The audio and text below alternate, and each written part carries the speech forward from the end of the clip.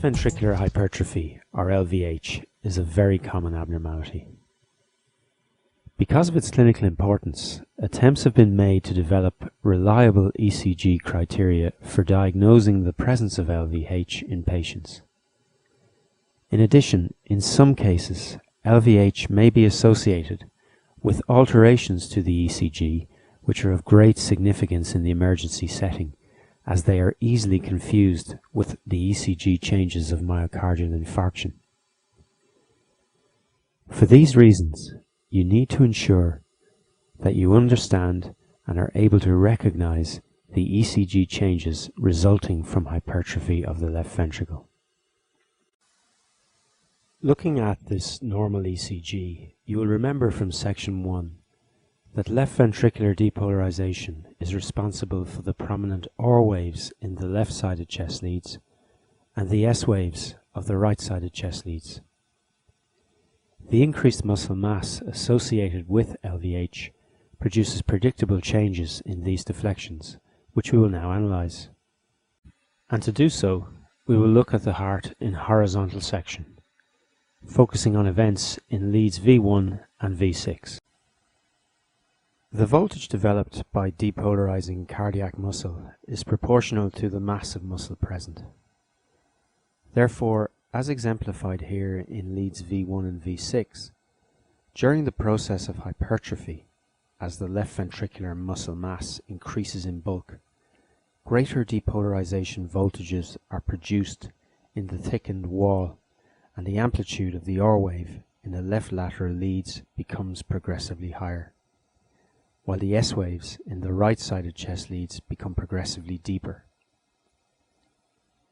Criteria to diagnose left ventricular hypertrophy from the ECG based on the magnitude of these deflections have been developed. These are the so-called voltage criteria, the best known of which is the Sokolow-Lyon criterion. This states that if the sum of the depth of the S wave in lead V1 and the height of the R wave in lead V5 or V6, whichever is the taller, is greater than 35 millimeters, the patient has left ventricular hypertrophy. Let's put this criterion into practice. This is an ECG from a patient with long-standing hypertension. Why not stop the video at this point and see if you can work out the abnormalities present. Try to determine if the patient has LVH and list any other abnormalities or points of interest you identify. The high amplitude R waves in the left-sided chest leads and deep S waves in those on the right are particularly striking and suggestive of LVH. But does the ECG satisfy the Sokolow-Lyon criterion? Well, before applying any voltage criterion, you first make sure that the ECG machine is correctly calibrated. On this particular ECG, a calibration box of 2 large squares in height indicates that a 10 mm deflection is produced by a potential of 0.1 millivolts. This is the standard calibration and we can proceed. Now we focus on the chest leads and sum the depth of the S wave in V1, in this case 5 large squares or 25 millimeters, and the height of the R wave in lead V6 or V5. In this particular case, the R waves in V5 are tallest at just over 7 large squares or 36 millimeters, giving us a total of 61 millimeters, well over our 35 millimeter limit. As the criterion is satisfied, we diagnose LVH. But how much confidence can we have in this diagnosis?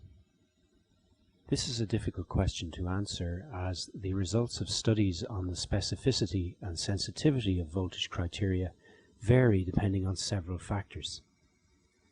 Cardiac MRI data from a cohort of patients with aortic stenosis suggests that if a subject meets the Sokolow-Lyon criterion on their ECG, they have a high probability of underlying LVH on scanning. However, a high proportion of individuals with underlying LVH do not meet the criterion on their ECG. This pattern is observed with all voltage criteria and probably reflects the fact that factors other than muscle mass influence the amplitude of deflections in the leads. For example, in obese individuals, the increased distance of the leads from the heart tends to dampen down the amplitude of the deflections produced.